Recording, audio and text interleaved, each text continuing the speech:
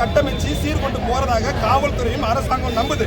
அது அப்படி கிடையவே கிடையாதுங்க சார். இது தன்னெழுச்சியான போராட்டம். அவங்க தூண்டிதான் நாங்க பண்ணணுங்கிறதுக்கு நாங்க ஒன்றும் சாதாரண பாமர மக்கள் கிடையாது. எங்கள் அத்தனை பேருக்கும் பொது அறிவு இருக்கு, ஒரு ஆசிரியர் தன்மான உணர்வு இருக்கு. முதல்ல மாநில தலைமை களத்துக்கு வந்தே ஆக வேண்டும். முதல்ல அவங்க உயிரோட இருக்காங்கிறதே பெரிய டவுட்டா இருக்குது. அதனால இதை வன்மையா கண்டிக்கிறோம், வன்மையா எதிர்க்கிறோம். அதுக்கப்புறம் அரசாங்கத்துக்கு நாங்கள் தெரிவிக்கிறது என்னன்னா, நீங்க பென்ஷன் அனௌன்ஸ் பண்ணிட்டு போங்க, என்னவோ அனௌன்ஸ் பண்ணிட்டு போங்க. வாழும்போது வாழ்க்கைக்கு தேவையான அடிப்படை ஆதாரமான வாழ்வுரிமைக்கு உண்டான தகுதியை சம்பளம் கொடுக்காதனால தான் போராடுறோம். ஏங்க சார் ஒருத்தன் போராடுற எதுக்கு தான் சார் களத்துக்கு வரான்? அவனுக்கு தனக்கு தேவையான அடிப்படை அமைப்பு இல்லாதனால களத்துக்கு வரான். 16 வருஷமா போராடுறோம் சார். இன்னைக்கு எல்லாரும் நினைக்கலாம் பள்ளிக்கூட ஆசிரியர்கள் வந்து தெருவில் போராடுறாங்கன்னு.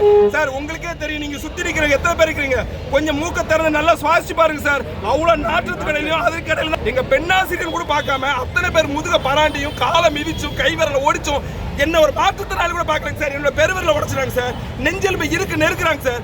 என்னங்க சார் அராஜகம் பண்ணிட்டோம்? நாங்க என்ன தேடப்படும் தீவிரவாதிகளா அல்ல பிட் பாக்கெட் கொள்ளக்காரங்களா சார்? நாங்கெல்லாம் மனுஷங்க தானே. நாங்க ஒரு கட்டண ஆசிரியர் தானே சார். ஆசிரியர்களே களத்துல வந்து போராடுறோம்னா அப்ப அவங்களோட கோரிக்கை என்னன்னு காது கொடுத்து கேட்கணுமே வேண்டாங்க சார். 16 வருடமா வருமான வரி கட்டாத ஒரே ஆசிரியர் 2009க்கு அப்புறம் வேலைக்கு சேர்ந்த இந்த இழிச்சவாய் இடைநிலை ஆசிரியர் மட்டும்தான். இடைநிலை ஆசிரியர் எப்படி சார் வரானுங்க? நீங்க நினைக்கிற மாதிரி மற்ற டிபார்ட்மெண்ட்லாம் பிடிஆர் இருக்கட்டும், பிஜி